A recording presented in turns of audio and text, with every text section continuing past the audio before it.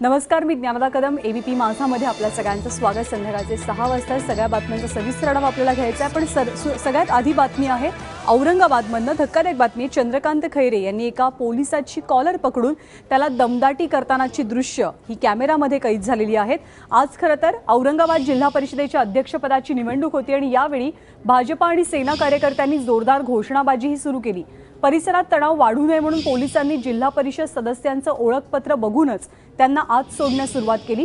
पण या सगळ्या प्रक्रियेला उशीर होत असल्यामुळे खैरे संतप्त झाले आणि त्यांनी चक्क पोलिसाची कॉलर पकडून त्याला दमदाटी केली।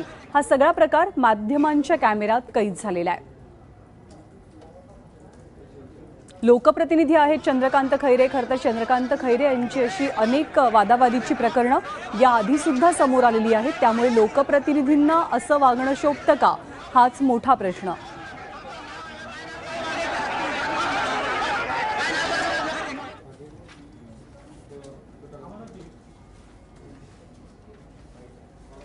दरम्यान सगळ्या संदर्भात चंद्रकांत खैरे यांनी काय प्रतिक्रिया दिली आपण पाहूया। काही पोलीसवाल्यांनी मुद्दाम आपले जे 34 लोक जे आपले आहेत त्या 34 लोकांना आतच घेत नव्हते, ते मुद्दाम टाइमपास करत होते। म्हणजे 3 वाजून गेले की मग त्यांना नो एंट्री असं करायचं असा प्लॅन होता। आणि हा डावपेच म्हणजे सरकारी यंत्रणेचा गैरवापर करणारे BJP वाले ते त्यांचा होता।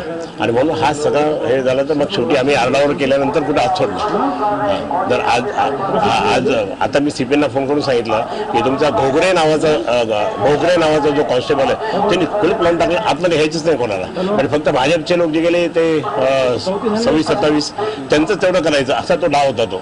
मी तो डाव हाणून पाडला आणि ते त्यांना सांगितलं की याद राखणं, असं जर केलं तर याद राखणं काही तर होऊ शकेल।